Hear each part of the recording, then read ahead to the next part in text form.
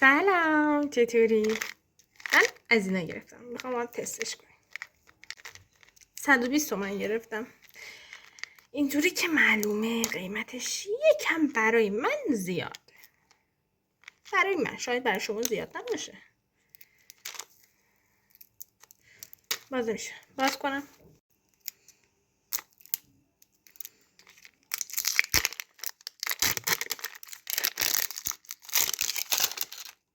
شبیه یه سطله.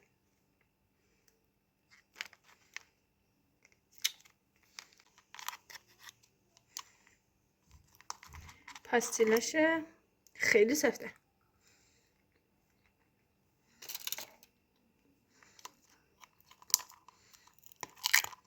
اینم سسشه. مزه سیبشه. بذارید امتحان کنم با هم.